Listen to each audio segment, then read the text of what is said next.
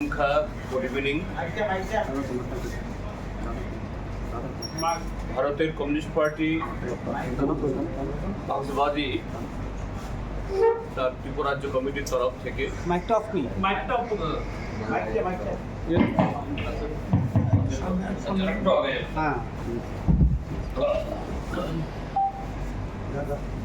ভারতের communist party মার্ক্সবাদী Tripura রাজ্য কমিটির তরফ থেকে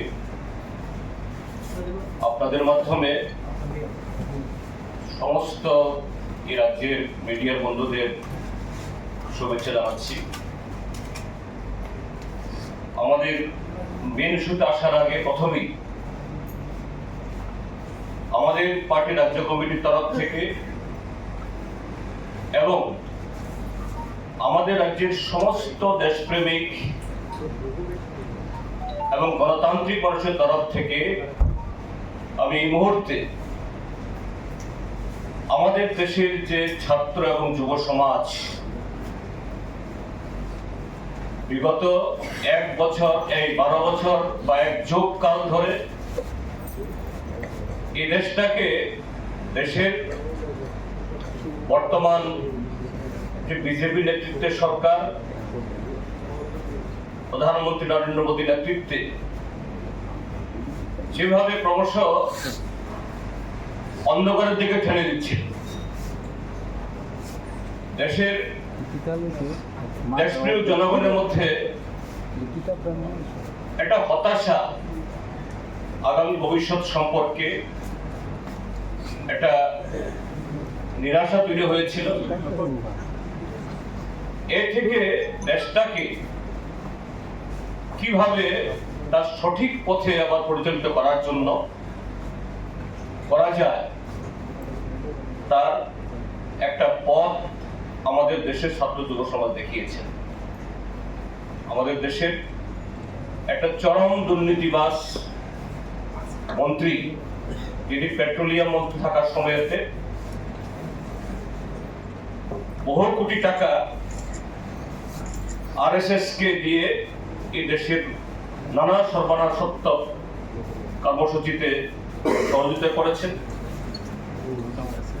এবং সেখানে হাত পাকিয়ে দেশের শিক্ষা ব্যবস্থাকে ধ্বংস করে দিয়ে আগামী প্রজন্মান্তরে যাতে এই দেশের মানুষ বা জাতি হিসাবে দাঁড়াতে না পারে তার ব্যবস্থা করছিলেন। তার বিরুদ্ধে যদিও পেপার লিক এনটিআর মাধ্যমে এটা ইস্যু, কিন্তু তার সাথে আরো বহু কিছু জড়িত।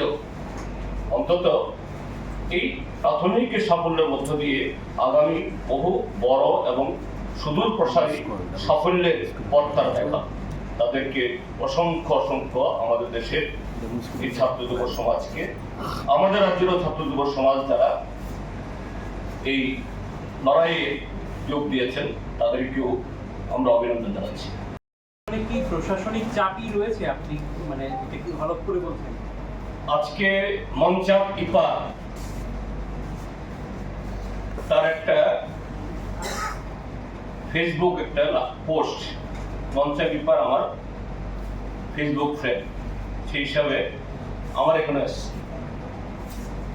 আমি হঠাৎ দেখে তিনি ধানকর সাহেবের লাশ নিয়ে তার গ্রামের বাড়িতে গেছেন, সরকার পাঠিয়েছে তাকে। তিনি এই মৃত্যু নিয়ে একটা পোস্ট দিয়েছেন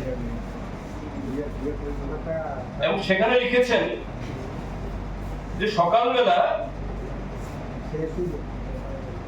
9টা সাড়ে 9টার সময় যে আমাকে ডিজিপি সাহেব আমাকে ফোন করেছেন এবং একটা জায়গাতে ঘটনা হচ্ছে এটা দেখার জন্য আমাকে ইনস্ট্রাকশন দিয়েছেন। এরপরে ঘটনাটা হয়ে গেল এবং তার প্রতি তার যে সিনিয়র হিসাবে এবং কলিগ হিসাবে শ্রদ্ধা জানানো দিয়েছেন। আমি এটা পরে আমার চোখটা ঠেকে গেল যে বহুল পরে ঘটনা। সেদিন সকালবেলা আমি ধানকর সাহেবকে ফোন করেছিলাম এবং হোয়াটসঅ্যাপ মেসেজও পাঠিয়েছিলাম। আমার মনে হচ্ছে যে ডিজি সাহেব পঞ্চায়েত ইপারকে ওই ঘটনায় বলেছেন যা ইপার সাহেবের এই পোস্টে আছে। আমি জানি না এটা নাও হতে পারে, কিন্তু আমার মনে হয়েছে যে সময়টা প্রায় একই সময়তে ডিজি সাহেবকে আমার ফোন করা। ডিজি সাহেব আমাকে বলেছেন আমি দেখছি। তো ডিজি সাহেব কাকে বলবেন? আইজি ল অ্যান্ড অর্ডারকে বলবেন। তো এই জাতীয় ঘটনাগুলো তারপরও আমরা মোহনপুরে প্রোগ্রাম করতে পারিনি। কেন পারিনি? কেননা শাসক দলের তাবর নেতারা তারা যুক্ত পুলিশকে স্বাধীনভাবে কাজ করতে দেয় না। স্বাভাবিক যে কোনো সৎ নিষ্ঠাবান অফিসার বা ব্যক্তি এরকম এনভায়রনমেন্টের মধ্যে যখন পড়েন তখন এটা মানসিক একটা চাপ তৈরি হয়, এটা বুঝতে কোনো অসুবিধা হয়। আপনি ঘন্টাখানেক আগে ডিজির সঙ্গে কথা বলেছিলেন, এরকম কিছু বুঝেছেন মানে কথাবার্তার মধ্যে কোনো এমন কোনো লক্ষণ ছিল না? তখন তো এরকম হস্তান্তর সকালবেলা মাত্র মর্নিং কি বলতো, তিনি খুব ভদ্রলোক, এনি টাইম ফোন করলে পরে তিনি তুলেন এবং বলেছেন আমি দেখছি। কিন্তু ইপার সাহেবের এই পোস্টের মধ্যে দেখলাম যে না, টাইমসের মধ্যে প্রায় একই কথা লেখা আছে, কিন্তু ইপার সাহেব পারেননি আমাকে মিটিং করাতে। এই আমাদের জেলা সম্পাদক রতন দাস তিনি মোহনপুর জায়গায় যেতে পারেননি। তো আমি ঘটনা বললাম, এখন ইপার সাহেব যে পোস্ট দিয়েছেন এটার সাথে যুক্ত কিনা জানি না, কিন্তু আমার মনে হয়েছে সেদিনের ঘটনাপঞ্জি সময় কথা প্রায় এক। এইভাবে আমাদের রাজ্যের সব অফিসার কি চিফ সেক্রেটারি, এই যে গত 8.5 বছরে ত্রিপুরা রাজ্যে কতজন চিফ সেক্রেটারি হয়েছে। এলকি গুপ্তার মতো একজন সৎ অফিসারকে চাকরির মেয়াদ শেষ না হতেই রিজাইন দিয়ে চলে যেতে হতো, কুমার লক্ষ্যে চলে যেতে হতো, এবং মধ্যখানে আরো বেশ কয়েকজনকে, এই যে মনোজ কুমার সাহেব একটা চিফ সেক্রেটারি, এই ডক্টর মানিক সাহা তাকে বদলি করে পাঠিয়ে দিল গুয়াহাটি রেসিডেন্ট কমিশনার। একটা চিফ সেক্রেটারি একটা ভবনের রেসিডেন্ট কমিশনার। ত্রিপুরা ভবন দিল্লি হল তো আচ্ছা ঠিক আছে, এটা দিল্লি। কোন যে আত্মসম্মান বোধ সম্পন্ন অফিসার এই ত্রিপুরা রাজ্যের মধ্যে স্বাধীন স্বাভাবিক মর্যাদা নিয়ে কাজ করতে পারছে না। এ হলো পরিবেশ। কাজেই আর অধস্তম্ভের অবস্থা তখন কি হবে? এই যে বিশালগড় এসডিএম ডিএম এর কাছে চাইছেন নিরাপত্তা চাইছেন, এফআইআর করেছেন, ব্যবস্থা নেওয়া হয়েছে সে বিধায়কের বিরুদ্ধে নেওয়া হয়। অমরপুরে এই গত গেল মাসে টেবিল ভেঙে দেওয়া হয়েছে, জলের গ্লাস ভেঙে ছুড়ে দেওয়া হয়েছে, ব্যবস্থা নেওয়া হয়েছে। দলের লোকদেরও শাস্তি নেই, প্রশাসনিক অবস্থা। তো এটা একেবারে সাধারণ কর্মী থেকে শুরু করে ডিসি এবং চিফ সেক্রেটারি কেউ যেন নিরাপদ না, কেউ এখানে সম্মান নিয়ে কাজ করতে পারছে না, জলের মতো পরিষ্কার। যেহেতু ভিলেজ কমিটি ইলেকশন পালিয়ে গেছে, কিছু কন্ট্রাক্টরকে বারবার নোটিশ দেওয়ার পরও তারা আসছেন না। নতুন করে এই সমস্ত কাজ করানোর জন্য আবার টেন্ডার করাতে হবে। তার মানে হলো কি, একটা টেন্ডার হতে গেলে 6 মাস 7 মাস 8 মাস লাগে, তারপরে কাজ শুরু করলে পরে আরো 1 বছর 1.5 বছর লাগে। মানে আগামী 2-3 বছর এই রাস্তা ত্রিপুরা রাজ্য থেকে বহির্গমনের বা বাইরে থেকে ত্রিপুরা রাজ্যে আগমনের সড়ক পথে এই দুরবস্থা ত্রিপুরা রাজ্য রয়েই গেছে। এইভাবে ত্রিপুরা রাজ্যের অর্থনৈতিক অবস্থা সবকিছু একদম ধ্বংসের কিনারে নিয়ে গেছে। তার সাথে হলো যে পাওয়ার, বিদ্যুৎ, নতুন বিদ্যুৎ উৎপাদন নেই, কিন্তু তার উপরে স্মার্ট মিটারের নামে সেখানে সরাসরি বিদ্যুৎ মাশুল না বাড়ালে, ফিক্সচার টিকচার্জ কি বলে, সেখানে যে বিদ্যুতের যে খরচ প্রত্যেকটা পরিবারে, কি ডোমেস্টিক কি কমার্শিয়াল, এটা দ্বিগুণ, তিনগুণ, চারগুণ বাড়িয়ে দিয়েছে। একটা অতিষ্ঠ অবস্থা, অথচ কোনো উন্নতির কিছু কারণ নেই। ঠিক তেমনি স্বাস্থ্য, শিক্ষা, সমস্ত কিছুতে আমাদের যে রাজ্য কমিটির সভাতে এই বিষয়গুলো আমরা বিস্তারিত আলোচনা করেছি এবং এর উপরে আগামী দিন কিছু কর্মসূচি আমরা নিয়েছি আমাদের রাজ্য সরকারের টনক দাঁড়ানোর জন্য। তাদের এই যে অপদার্থ এবং নপুংসক ভূমিকা থেকে তারা বেরিয়ে আসে, যাতে এই ত্রিপুরা যে মানুষকে, ত্রিপুরা যে মানুষ তার দায়িত্ব দিয়েছেন সে দায়িত্ব পালন তারা বাধ্য হন। তো এখানে যে সিদ্ধান্তগুলো আমরা নিয়েছি তার প্রথমত হলো আইন শৃঙ্খলার বিষয়ে। যেহেতু ডিজিপি মতো একজন ব্যক্তিত্বের এরকম একটা অস্বাভাবিক মৃত্যু হয়েছে, এটা নিয়ে ইতিমধ্যেই যে আপনাদের চ্যানেলগুলোর মাধ্যমে যে সমস্ত তথ্য বেরিয়ে এসছে, আমাদের রাজ্যের মুখ্যমন্ত্রী, স্বরাষ্ট্রমন্ত্রী মানিক সাহা বলছেন তিনি নাকি গিয়ে তাকে জ্বলন্ত অবস্থায় রেখেছেন। আবার ফরেন্সিকের ডাইরেক্টর যিনি,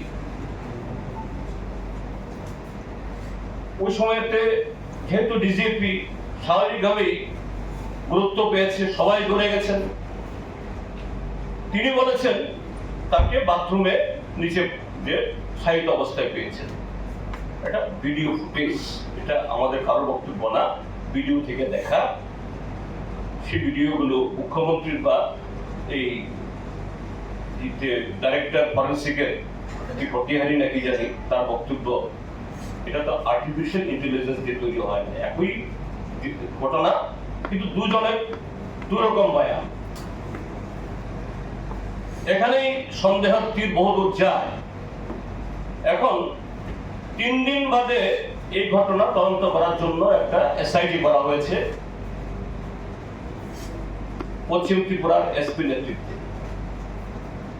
পশ্চিম ত্রিপুরা এসপি মিস্টার পন্স, তরুণ অফিসার, আমি ব্যক্তিগতভাবে আমার পরিচয় কথা হয়েছে, তার সম্পর্কে আমাদের কোনো যে নেই, মানে ওনার প্রতি আমাদের ট্রাস্ট আছে, নতুন অফিসার। কিন্তু এসপি র্যাঙ্কের একটা অফিসার দিয়ে তদন্ত করালেও এই তদন্ত কতটুকু যে মূল যে কারণগুলো উদ্ঘাটন করতে পারবে আমাদের গুরুতর সন্দেহ আছে। কেননা গত 8.5 বছর ধরে ত্রিপুরা যে সৎ নিষ্ঠাবান আমলা, আইএএস হোক বা আইপিএস হোক, তাদের কাজ করার কোনো স্বাধীনতা নেই। অনুরাগ সাহেবের মতো মানুষকে এরকম একটা মানসিক নির্যাতনের মধ্যে যেতে হয়েছে, যার পরিণতি এটা। তো সেখানে মিস্টার পন্ট অল্প বয়সী অফিসার, ডাইরেক্ট আইপিএস অফিসার হলেও তার পক্ষে, কারণ তার সিনিয়র কিছু বসে আছেন দুর্নীতিবাজ, আইএস এর মধ্যে, আইপিএস এর মধ্যেও অল্প কজন, কি পুলিশ পরিচালনায়, কি প্রশাসন পরিচালনায় মহাকারণে সমস্ত গুরুত্বপূর্ণ দপ্তর হলো তারা এই দুর্নীতিবাজদের কয়েকজন। আইপিএস এর মধ্যে নাম বলছি না, আপনার মিডিয়ার লোক, ত্রিপুরা ছোট্ট জায়গায় সবাই দেখেন, একটা মোটা সোটা লোক। তো সেই জায়গাতে কতটুকু স্বাধীনভাবে ফ্রি অ্যান্ড ফেয়ারলি পন্স সাহেব এই তদন্ত করতে পারবেন আমাদের গুরুতর সন্দেহ। এই জন্য প্রথম থেকে যে আমরা বলে আসছি, হাইকোর্টের সিটিং জাজের তত্ত্বাবধানে যেন এই তদন্ত হয় সে দাবি করছি। এবং আমি আজকে দুপুরবেলা আমাদের রাজ্যের মাননীয় রাজ্যপালের কাছে ইমেল পাঠিয়েছি যে আমরা সিপিআইএম দলের তরফ থেকে এবং বাম পরিষদীয় দলের তরফ থেকে আলাদা আলাদা ভাবে আমরা রাজ্যপালের কাছে আমরা দাবি জানাব, তিনি হস্তক্ষেপ করুন, তিনি সংবিধান রক্ষায় আমাদের রাজ্যে নিয়োজিত এখানে। কাজে এই ক্ষেত্রেতে তিনি ভূমিকা নিন, এরকম একজন সৎ দক্ষ অফিসার, তার এরকম অকাল মৃত্যু এটা যেন এইভাবে পার না পেয়ে যায় অপরাধীরা। দ্বিতীয় হলো যে জাতীয় সড়কের যে আজকে এরকম চরম মানে তার মানে অবস্থা এটার উপরে আমরা তারিখ করিনি। আগরতলা শহরে এই যে তাদের অফিস আছে না NSIDC, এই ভদ্রলোককে আমি বহুবার ফোন করেছি, কিন্তু ফোন তুলেন নাই। এত অরাসিটি, এত উদ্যস্ত। শান্তিপূর্ণভাবে গণতান্ত্রিকভাবে আমরা এক প্রতিবাদে একটা আগরতলা শহরে একটা সভা করব, সমস্ত অংশ মানুষের দৃষ্টি আকর্ষণ করব, এবং যে সমস্ত মহকুমার উপর দিয়ে এই রাস্তাগুলো এসছে, এই তেলিঙ্গার রাস্তাই হোক বা খয়ের রাস্তা, সেই সমস্ত মহকুমাগুলোতেও আমরা জনগণকে সচেতন করার জন্য আমরা সভা করব। তার সাথে সামনে আমাদের একটা প্রোগ্রাম আছে আগামী 10ই আগস্ট। আমাদের দেশের কৃষক, ক্ষেত মজুর এবং শ্রমিক সংগঠনগুলো যৌথভাবে সারা দেশে এই নরেন্দ্র মোদী সরকারের গত 12 বছরের দুঃশাসনের কারণে, অপশাসনের কারণে দেশের কৃষক, ক্ষেত মজুরদের যে দুরবস্থা, রেগা তুলে দিয়ে জিরামজি করার মধ্য দিয়ে মানুষের অধিকার কেড়ে নেওয়া, এটা যাতে আবার ফিরিয়ে দেয়, তার সাথে পেট্রোল এবং সমস্ত নিত্য প্রয়োজনীয় দ্রব্যের জাকাত থেকে শুরু করে কর্মসংস্থান, আরো বিভিন্ন দাবিতে সারা দেশের সাথে আমাদের রাজ্যেও আগামী 10 তারিখ সব কটা মহকুমাতে আমরা জেল ভরব। যে সরকার যারা এই রাজ্যের দেশের মানুষের খাদ্য দিতে পারে না, কাজ দিতে পারে না, অধিকার রক্ষা করতে পারে না, কাজেই সেই দেশের জনগণকে আমরা জেলে ভরব, অর্থাৎ আইন ভঙ্গ করার মধ্য দিয়ে আমরা আমাদের দেশের স্বৈরাচারী সরকারের এই যে ভূমিকা, এর প্রতিবাদ আমরা জানাবো। অনেক জল্পনা কল্পনার পর আজ কেন্দ্রীয় শিক্ষামন্ত্রী ধর্মেন্দ্র প্রধান করেছে। এই ছাত্রছাত্রীর আন্দোলনকে আপনারা কিভাবে দেখছেন?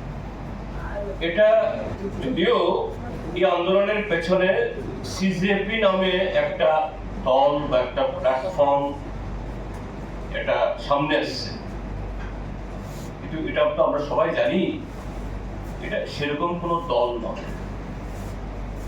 যে একটা আমাদের দেশের সুপ্রিম কোর্টের চিফ জাস্টিসের একটা নেতিবাচক মন্তব্যের প্রেক্ষিতে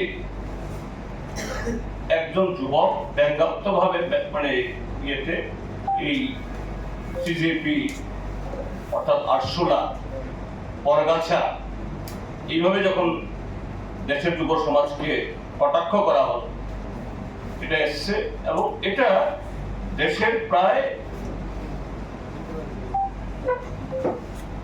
20 মিলিয়ন মানে প্রায় 2 কোটি মানুষ তার এই যে সিজেপি যে পোস্ট এটাকে শেয়ার করে, লাইক করে। অর্থাৎ এটা সেরকম সংগঠিত কোনো পার্টি বা আনুষ্ঠানিক পার্টি না হলো এই দেশের যুব সমাজ, ছাত্র সমাজ যে দেশের সরকারের বিগত 12 বছরের এই সমস্ত অন্যায় অত্যাচারকে এরা আর গ্রহণ করতে পারছে না, সহ্য করতে পারছে না, তার এই বহিঃপ্রকাশ। এই মঞ্চের নেতৃত্বে এই আন্দোলন হয়েছে। সেখানে আজকে দুপুরবেলা ধর্মেন্দ্র প্রধান পদত্যাগ করেছেন এবং আমি এখানে আসার আগেও সেখানে অভিজিৎ দীপকের তার বক্তব্য শুনছিলাম, আরো কয়েকজন নেতা নেত্রী, তারা বলেছে যে हमारा मांग जो नॉन नेगोशिएबल थी এক তো মাং পুরি হই है অর্থাৎ শিক্ষামন্ত্রী পদটা হয়েছে, কিন্তু আরো কয়েকটা দাবি আমাদের আছে। সেটা কি, এই পেপার লিকের কারণে 24-25 জন ছাত্রছাত্রী সারা দেশে ইদানিংকালে, আর সারা বছর ধরলে তো আরো গত 12 বছর কয়েক শত হবে, এটা বলেনি তারা, যে এই সাম্প্রতিক কালে যারা আত্মহত্যা করতে বাধ্য হয়েছেন প্রত্যেককেই 1 কোটি করে ক্ষতিপূরণ দিতে হবে। 3 হলো যে দিল্লি পুলিশ গত 20 তারিখ প্রকাশ্য দেবালোকে রাজপথে এই বিজেপি আরএসএস এর গুন্ডাদেরকে কাউকে পুলিশের পোশাক পরিয়ে আবার কাউকে সাদা পোশাক পরিয়ে, এখন হাজার হাজার লক্ষ লক্ষ এরকম মোবাইল ফোন সবার, মিডিয়া যদিও গদি মিডিয়া এগুলো কিছুই করেন, উল্টো এটাকে এই চাপা দেওয়ার চেষ্টা করেছে। কিন্তু গদি মিডিয়ার বাইরে অসংখ্য মিডিয়া আছে, তাদের নাম ঠিকানা গোত্র সব বেরিয়েছে। তো এই ঘটনায় সুপ্রিম কোর্টের যারা এই উকিল তারাও নেমে এসেছেন, গোটা দেশের মানুষ। আজকে সকালবেলা দেখছিলাম একটা ফেসবুকে যে বোম্বে থেকে আজকে সকালবেলায় এক দম্পতি, দেখা গেছে চেহারাটারে তো বেশ মনে হয়েছে একদম মানে সাধারণ মধ্যবিত্ত না, এরা এসছেন। সাংবাদিকরা জিজ্ঞেস করেছে আপনারা কেন এসছেন, বলছে আমার ছেলে থাকে লন্ডনে, লন্ডন থেকে ছেলে মা বাবাকে ফোন করেছে, তোমরা কি করছো? আমরা আছি বাড়িতে। বলছে তোমরা বাড়িতে বসে আছো, তোমরা দিল্লিতে কি হচ্ছে দেখছো না? যাও যন্তর মন্তরে, অথবা আমি কিন্তু চলে আসবো লন্ডন থেকে। মা বাবা এসছেন এবং মা বাবাকে বলেছে যে দুজন গিয়ে পুলিশের 2টা লাঠি বাড়ি খেয়ে আসো। অর্থাৎ কি ধরনের এক্সপ্রেশন! তো সেই জায়গায় এই দিল্লি পুলিশ যারা শান্তিপূর্ণভাবে একটা গুরুত্বপূর্ণ দাবি নিয়ে রাস্তায় নেমেছে, এদেরকে যেভাবে পিটিয়েছে এই অমিত শাহ এবং মোদীর নির্দেশে, এদের বিরুদ্ধে শাস্তি না হওয়া অব্দি এই আন্দোলন থামবে না। তার সাথে হলো এদের বিরুদ্ধে মোদী সরকার, আমরা দেখেছি এরকম যে কোনো গণতান্ত্রিক আন্দোলনের বিরুদ্ধে ইউএপিএ আইন, দেশান্তরী আইন লাগিয়ে তাদেরকে মাসের পর মাস বছরের পর বছর জেলে ঢুকিয়ে দেয়। এরকম এখনো 5 জন ছেলে মেয়ে সিসিএ আন্দোলনে 5 বছর চলে গেলেও জামিন পায়। এটাও যাতে মোদী সরকার এই পদক্ষেপ না নেন, এই দাবিগুলো তাদের আছে। তা আমরা আমাদের ছাত্র যুবকদের দাবি, এই আন্দোলন তো কোনো পতাকা নিয়ে হয়নি। এই আন্দোলনের পক্ষে বা সেখানে যারা গেছেন এরা শুধু বামপন্থী না। আমি তো সেখানে গেছি 2 বার, যন্তর মন্তরে দেখেছি এবং কথাও হয়েছে অনেক ছাত্রছাত্রীর সাথে। বিজেপি পরিবারেরও বহু ছেলে মেয়ে সেখানে আছে। তো দল হিসাবে আজকে তো এখানে বসছে, আমরা দল হিসাবে দেশের এই ছাত্র যুবদের এই ন্যায্য আন্দোলনের পক্ষে আমরা আছি। বাকি যে দাবিগুলো তারা করছেন এটাও যাতে আমাদের দেশের এই জনবিরোধী সরকার মানতে বাধ্য হন, আমরা তাদের সাথে সুর মিলিয়ে আমরাও এই কথাগুলি বলছি এবং বলব। আচ্ছা, পুলিশ মহা গত 22 তারিখ সামনে পিছে পুলিশ নিয়ে মিছিল করে এসে বিলোনিয়াতে আমাদের পার্টির মহকুমা কমিটি অফিসে ঢুকে এই রাজ্যের একজন কুখ্যাত যে স্বল্প কজন দুর্নীতিবাজ অফিসারদের সাথে আমাদের রাজ্যের বিজেপি সরকারের খুবই সখ্যতা, আমি নাম বলছি না, তার এক ছোট ভাই, তার নামে নামধাম দিয়ে আমরা কেস করেছি বিলোনিয়া থানাতে। সেখানে পার্টি অফিসে ঢুকে ভাঙচুর করেছে। গত 5ই জুলাই কমলপুরে আমাদের সিআইটির সম্পাদক দেবাশিস দাস তার বাড়ি পুড়িয়ে দিয়েছে। আইন শৃঙ্খলা কোথায়? আর চুরি, রাহাজানি, ছিনতাই, এটা তো নিত্য নৈমিত্তিক ঘটনা। এর সাথে পাল্লা দিয়ে ত্রিপুরাজ্যের মধ্যে সেটা হলো অর্থনৈতিক সংকট, কাজের সংকট। হাজার হাজার ছেলে মেয়ে ত্রিপুরাজ্যের কাজের সন্ধানে পেটের দায়ে রাজ্যের বাইরে যেতে বাধ্য হচ্ছেন। আর রাজ্যে অভাবের কারণে স্বভাবনষ্ট হয়, সেখানে চুরি, ছিনতাই, ডাকাতি এই সংখ্যা উত্তরোত্তর সেখানে বৃদ্ধি পাচ্ছে। আর আমাদের রাজ্যের মাননীয় মুখ্যমন্ত্রী বলছেন কাউকে ছাড় দেওয়া হবে না, কিন্তু কারা ছাড় পাচ্ছেন? খুনি, পাচারকারী, ছিনতাইকারী। এবং এদের 2-4 জনকে যখন পুলিশ ধরতে বাধ্য হচ্ছেন, এদের সবই সহ কার সাথে দেখা যাচ্ছে? বিজেপির সভাপতির সাথে, মুখ্যমন্ত্রীর সাথে, মন্ত্রীদের সাথে, বিধায়কদের সাথে এবং আরো নানা ধরনের অসামাজিক কাজের সাথে এই লোকগুলা যুক্ত। তো এরকম একটা পরিস্থিতিতে একটা হলো আইন শৃঙ্খলার চূড়ান্ত অবনতি,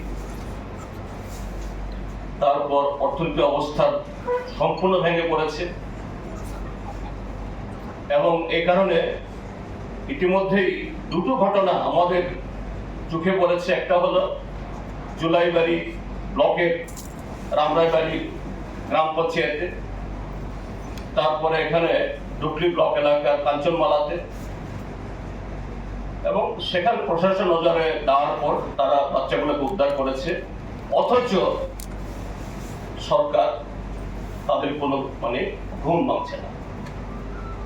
তার সাথে হলো সরকারি প্রকল্প রূপায়ণের সমস্ত ক্ষেত্রে, কি কেন্দ্রীয় প্রকল্প কি রাজ্য প্রকল্প, জাতীয় সড়কগুলো অবস্থা কি? এই যে ধর্মনগর, কৈলাসহর, কমলপুর, খোয়াই হয়ে মোহনপুর দিয়ে যে জাতীয় সড়ক এসছে, এটা চলার উপযোগ্য নয়। ঠিক তেমনি আমাদের যেটাকে লাইফ লাইন আমরা বলতাম, আসাম আগরতলা, এই কুমারঘাট, আমবাসা, তেলিয়ামোড়া হয়ে 2টি রাস্তার অবস্থা যে প্রতিদিন অ্যাক্সিডেন্ট হচ্ছে, গাড়ি আটকে থাকছে। কেন ঘটনাগুলি এগুলি হচ্ছে? অতীতেও তো এরকম কাজ হতো, কিন্তু এখন যে 2 দিন আগে কাজ হয় 3 দিন বাদে নষ্ট হয়ে যায়। কেননা যে যারা কন্ট্রাক্টর আসছে, কি রাজ্যের প্রকল্প কি কেন্দ্রের প্রকল্প, ত্রিপুরাজ্যের মধ্যে কাট মানি খাওয়া, সোর্স মানি খাওয়া, এটা যেন একটা প্রাতিষ্ঠানিক হয়ে গেছে। এবং গতকাল আমাদের বিধায়কদের একটা টিম, তারা গেছেন সুবল সিং দিয়ে খোয়াই রাস্তায়। সেখানে যে NSIDCL তাদের দিল্লির প্রতিনিধিরাও ছিলেন, ত্রিপুরাজ্যে তাদের যারা আধিকারিকরা কাজ করেন তারাও ছিল আমাদের বিধায়করা। এখানে আমাদের বিধায়করা ছিলেন, বিজেপি বিধায়করা ছিল। রাত ডাক না রেখে NSIDCL এর অফিসাররা বলেছেন যে এখানে কোনো কন্ট্রাক্টর কাজ করতে চায় না। আর একটা কর্মসূচি আমরা নিয়েছি, এটা সারা ভারত কৃষক সভার রাজ্য সম্মেলন আগামী সেপ্টেম্বর মাসের 1 থেকে 3 তারিখ অবধি। সে উপলক্ষে আস্তাবল মাঠে একটা বিরাট সমাবেশ হবে। আমরা পার্টির তরফ থেকে বলেছি কৃষকদের এই সম্মেলনকে কেন্দ্র করে এই রাজ্যের কৃষক এবং কৃষি শ্রমিকদের যে সংকট, এটা সুরাহার জন্য আমাদের রাজ্য সরকার তার যে জনবিরোধী নীতি যাতে তারা পাল্টাতে বাধ্য হন, তার বিরুদ্ধে জনমত তৈরি করার জন্য এই সমাবেশকে একটা হাতিয়ার এসে ব্যবহার করে একটা রেকর্ড একটা জমায়েতে পরিণত করার জন্য আমরা আহ্বান জানাবো। এই হলো মোটামুটি ভাবে এই রাজ্য কমিটির সভাতে আমাদের কয়েকটা সিদ্ধান্ত। গোটা পার্টি আগামী দিনগুলোতে তার উপরে আমাদের কাজ করবে। আর সাথে যে ভিলেজ কমিটি নির্বাচন আগামী সেপ্টেম্বর মাসে, তারিখ এখনো হয়নি, সেই ভিলেজ কমিটি নির্বাচন প্রায় একই সময়তে এই নগর নির্বাচন হবে, তারও 5 বছর পূর্তি হচ্ছে। এবং সরকারের উদ্দেশ্য যে এই জায়গাতে খুব সুবিধার না এটা দেখা যায় যে মনোজ কুমার সাহেব, যিনি ত্রিপুরার যে মুখ্য সচিব ছিলেন, তাকে স্টেট ইলেকশন কমিশনার হিসেবে নিয়োগ করা হয়েছে। এরকম কোন নিয়োগ হলে পরে মিনিমাম অতীতে যারা হয়েছেন 2 বছর 3 বছর করে থেকেছেন, কিন্তু দেখা গেল এই মনোজ কুমার সাহেবকে 6 মাসের মধ্যে গলা ধাক্কা দিয়ে বের করে দিয়েছেন। কাকে বসানো হলো? প্রদীপ কুমার চক্রবর্তী, তিনি অজস্র অনিয়ম, দুর্নীতি এবং অভিযোগে অভিযুক্ত। আর তিনি হলেন আমাদের রাজ্যের মাননীয় মুখ্যমন্ত্রীর সবচেয়ে বেশি বিশ্বস্ত অনুগত,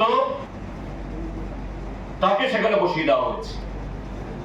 এই পি.কে. চক্রবর্তীর বিরুদ্ধে এত সব অভিযোগ হওয়ার সত্ত্বেও এর সম্পর্কে কোনো ব্যবস্থা গ্রহণ না করে। তো আমরা এই আগামী ভিলেজ কমিটি নির্বাচন এবং নগর নির্বাচন দুটি গুরুত্বপূর্ণ, এই ক্ষেত্রটিও আমাদের প্রস্তুতি থাকবে। তার সাথে এডিসিতে যে দুর্নীতি, এবং সেখানে শোনা যাচ্ছে, আপনারা দেখেছেন, আপনাদের কাগজগুলোতে উঠেছে, এডিসিতে যখন এডিসি বিগত নির্বাচন চলাকালীন সময়ে সবাই যখন ব্যস্ত নির্বাচনের কাজে, ত্রিপুরা মাথা পরিচালিত এডিসি চুপি সারে প্রায় 200টা চাকুরি, কোনো ইন্টারভিউ নাই, কোনো ধরনের নোটিফিকেশন নাই, অ্যাডভার্টাইজমেন্ট নাই, নিয়োগ করে দিল। তার বিরুদ্ধে হাইকোর্টে কেস হয়েছে, সেখানে পিআইএল হয়েছে, হাইকোর্ট এটা গ্রহণ করেছে। এবং তার সাথে আরেকটা খবর যে এই ঘটনাকে চাপা দেওয়ার জন্য বা অন্যদিকে ডাইভার্ট করার জন্য এডিসির তরফ থেকে নাকি একটা তদন্ত কমিটি বসানো হয়েছিল একজন এই রিটায়ার্ড জাজকে দিয়ে।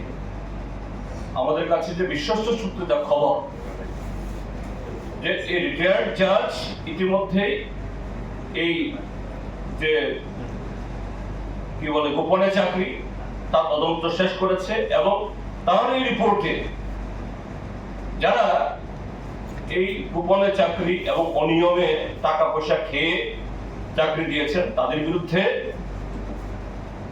লিখিত রিপোর্ট দিয়ে গেছে। আমরা এটাও দাবি তুলবো এডিসির কাছে, এই তদন্ত কমিটির রিপোর্ট এটা পাবলিকলি আনা হোক, প্রকাশ করা হোক। কারা যুক্ত? তৎকালীন সময়কার চিফ এক্সিকিউটিভ মেম্বার পূর্ণচন্দ্র জমাতিয়া, একটা ভালো সময়ে যিনি চিফ এক্সিকিউটিভ অফিসার ছিলেন সি.কে. জমাতিয়া, এখন তিনি আবার সেখানে ইএম হয়ে গেছে নির্বাচিত হয়ে রিটায়ারমেন্টের পর।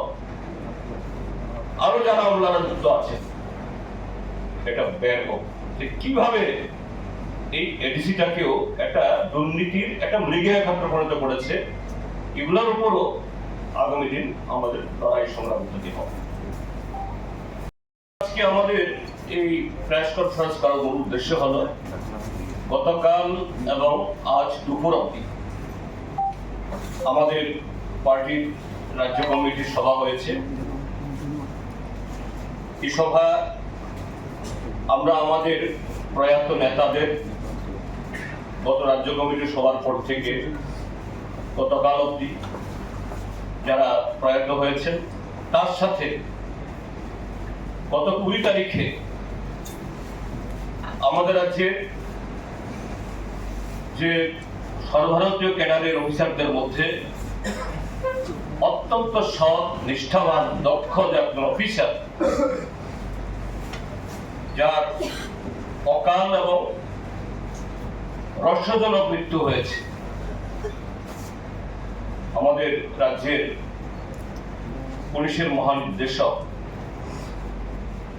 অনুরাগ ধানকর সাহেব, তার প্রতিও আমরা শ্রদ্ধা জ্ঞাপন করেছি আমাদের এই রাজ্য কমিটির মিটিং।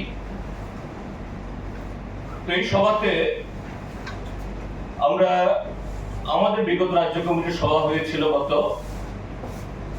এই জুন মাসে মাঝামাঝি সময়তে, সেই সময়ের পর গতকাল অবধি আমাদের রাজ্যের যে গুরুত্বপূর্ণ রাজনৈতিক এবং আরো অন্যান্য ঘটনাগুলিগুলো আলোচনা করছি। সেখানে যে সমস্ত বিষয়গুলো প্রাধান্য পেয়েছে, প্রথমত অবশ্যই আইন শৃঙ্খলা।